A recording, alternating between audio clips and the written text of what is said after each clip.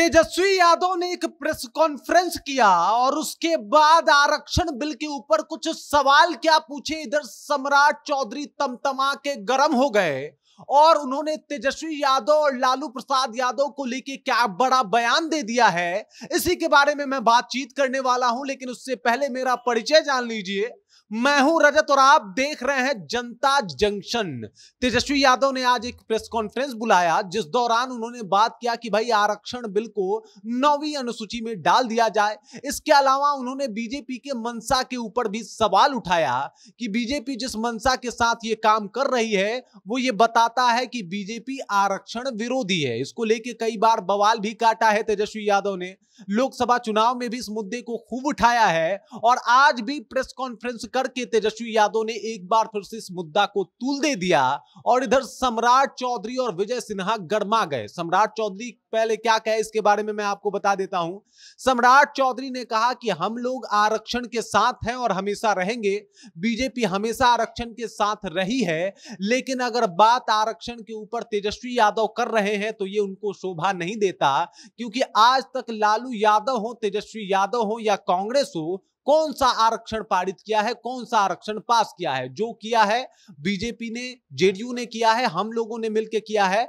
कांग्रेस ने और लालू यादव आरजेडी ने कोई आरक्षण बिल आज तक पास नहीं करवाया। इतना बड़ा दावा कर दिया है सम्राट चौधरी ने और इस दावे के साथ वो तेजस्वी यादव को घेरते हुए नजर आए। इधर विजय सिन्हा भी आ गए मोर्चा संभालने के लिए। भाई बात बीजेपी की हो गई थी तो विजय सिन्हा का आना एकदम से तय था। विजय सिन्हा सामने आए और वो आके बोलने लगे कि जिस तरीके का भाषा का प्रयोग कर रहे हैं तेजस्वी यादव वो गलत है, वो संवैधानिक चीजों को नहीं मानते, तो तेजस्वी यादव भी असंवैधानिक हैं। वो बता रहे हैं कि 9वीं अनुसूची में शामिल करना चाहिए। वो बता रहे हैं कि भाई जो सुप्रीम कोर्ट जिसके ऊपर स्टे लगाया हुआ है उस फैसले के ऊपर सवाल खड़ा कर रहे हैं। इसी वजह से तेजस्वी यादव असंवैधानिक है। अब दरअसल बात यह है कि तेजस्वी यादव ने कह दिया था कि मैं भी इस मुद्दा को लेकर सुप्रीम कोर्ट में जाऊंगा। मुझे नहीं पता कि सरकार के लोग इस मुद्दा को कैसे उठा रहे हैं। हो सकता है कि बस ऐसे दिखाने के लिए ये मुद्दा बना रहे हो, बाकी मामला कोर्ट में कुछ और ही चल रहा हो। तो इस वजह से मैं भी सुप्रीम कोर्ट जाऊंगा। इसी के ऊपर कहीं ना कहीं जो बयान आया है उप मुख्यमंत्री विजय सिन्हा का, वो उन्होंने दिया है कि तेजस्वी यादव असंवैधानिक हैं। उसके बाद वो यही नहीं रुके, उन्होंने तेजस्वी यादव को परिवारवाद से पहले मुक्ति दिलाने की बात कह दी है। उन्होंने कहा कि चलिए आरक्षण का बात तो आप बाद में कीजिएगा, सबसे पहले इस बिहार को परिवारवाद से मुक्ति दिला दीजिए। मतलब आप, फिर लालू यादव, फिर आप, फिर तेज प्रताप यादव, ऐसा कुछ बयान दे दिया है। अब आप समझ जाइए कि जिस तरीके से बयान आया है वो बताता है कि सबसे पहले तो सम्राट चौधरी ने लालू यादव का नाम ले लिया, तेजस्वी यादव का नाम ले लिया, कांग्रेस को भी घेर दिया। इधर विजय सिन्हा आते हैं, मोर्चा संभालते हैं और कहते हैं परिवारवाद से मुक्ति पहले ज्यादा जरूरी है।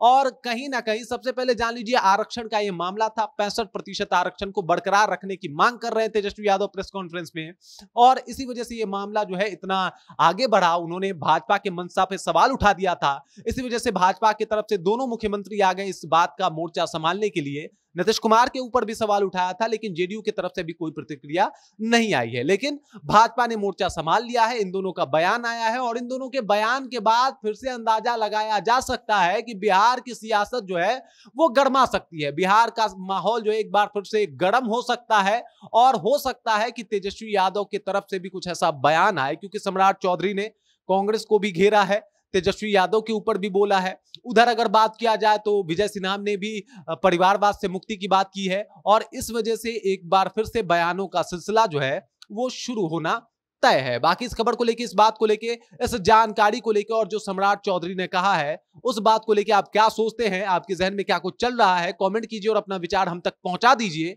बाकी आप देख रहे हैं जनता जंक्शन और मेरा नाम रजत है।